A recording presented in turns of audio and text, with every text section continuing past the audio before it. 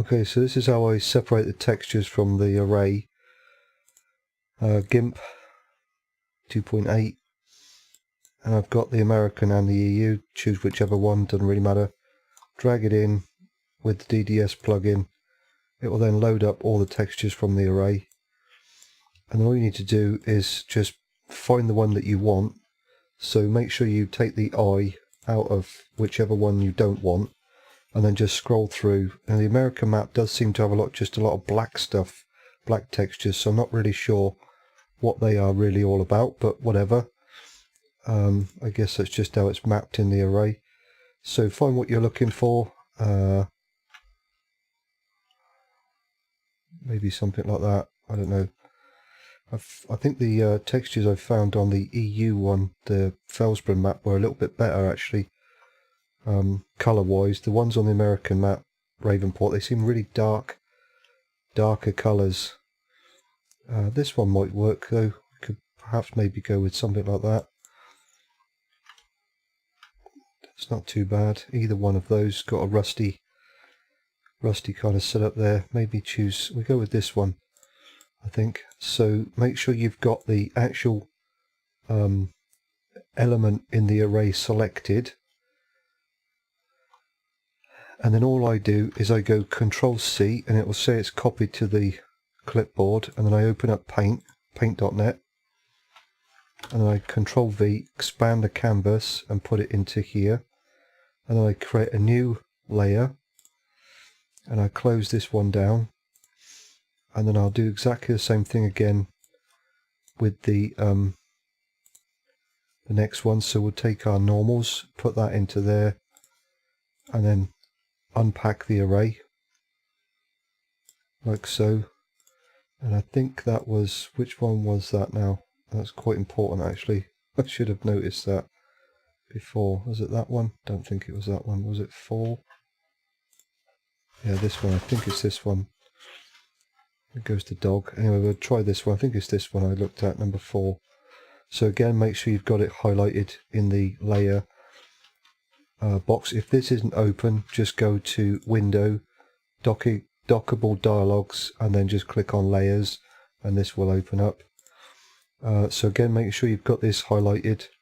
Control C, and it will copy it to the clipboard.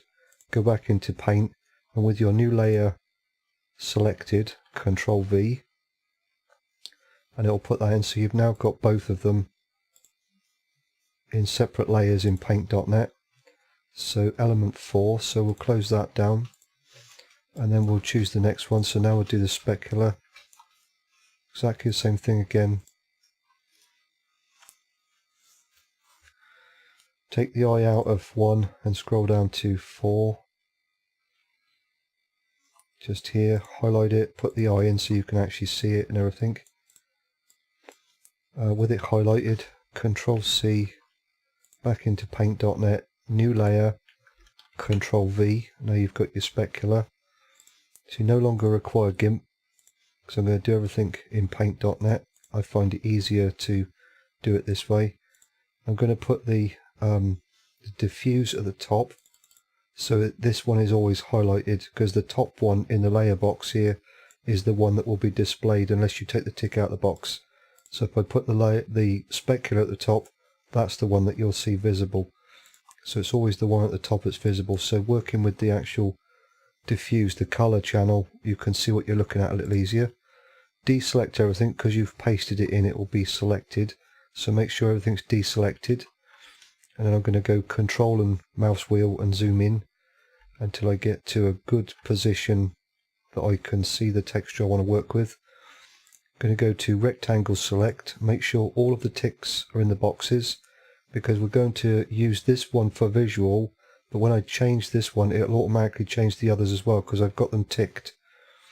So what I'm going to do is come up to somewhere, maybe here, and drag down to somewhere about there, like that, and then image crop to selection, and you can see they've all now been updated and we have our new texture. So the next thing you want to do then is split these up, because these are layers at the moment. That's no good. we want them to be separate images. So with the one that you want to make a separate image, this one is obviously the one we want to keep here, so I just need to make 2 new images for the specular and the normal. First thing I want to do is change the actual size of the image, because at the moment it's a bit weird. It's 123 by 1033, so that's not going to work. So it's easier to do that first, I think. So I'm going to go image resize 1024 by 1024, and we'll OK it. And because they're all ticked still, it will update all of them. And then this one's good, so we can save this one. So you can name it whatever the hell you want. So I'm just going to go File, Save As, and we'll go DDS, and I'll create a new folder here. Doesn't really matter what you call these. Yeah, I'm just going to leave it as new folder. Doesn't really matter. And all I'm going to do is just call this diffuse. And because this is the one I've got highlighted, that's the one that will save. So I'm going to save it, DXT1. Okay. Yeah, I forgot about that. So I need to split them up first. Because they're layers, I need to separate them first. So I'm going to select the specular with it highlighted here. I'm going to go Control C, new image, 1024 by 1024, and then Control V and paste. Go back to here with this one highlighted, click on the X and get rid of it. With the normal highlighted, Control C, new, 1024 by 1024, paste. I can go back to here and delete the normal. Now I can save this one. So we'll go Save As, DDS, we'll just call this diffuse. That'll do.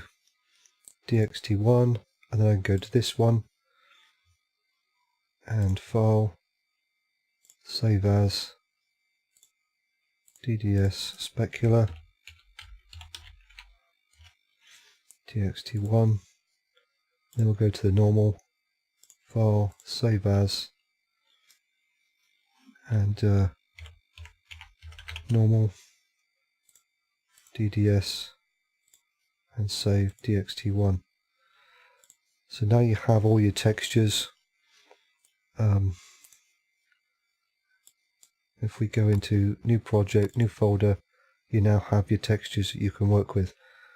So really quickly here, we'll just open up Blender, and we'll just do a plain, scale it out, wrong way, there we go, it's better. Control A, scale and rotation, unwrap it, and then we're going to add a new material really quickly here, and then we'll do open, desktop, new project, new folder, diffuse. We'll do Shift A, lamp, hemi, texture, and there we go, we've now got our texture applied.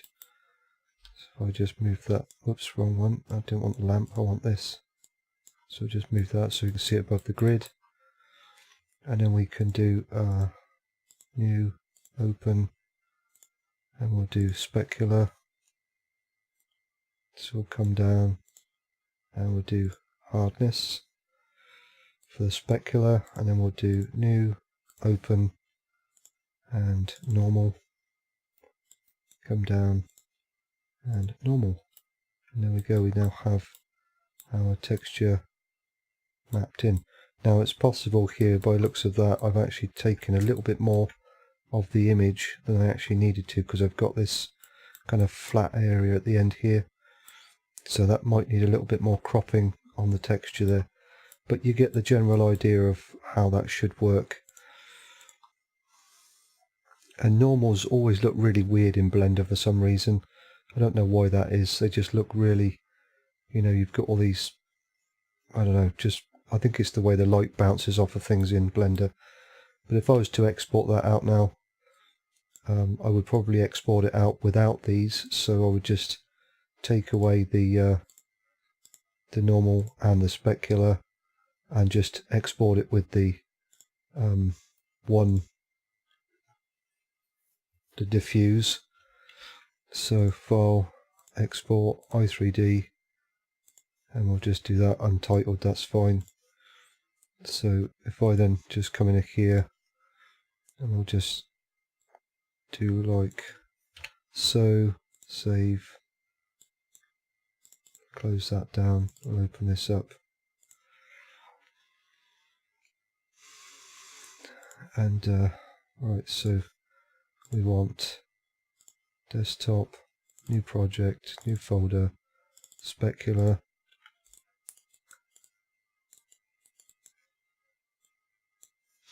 and then we want normal. Yeah, so it looks like I've actually taken a little bit more than I needed to on the texture there, but the idea is you now have a texture that you can work with separately from the array.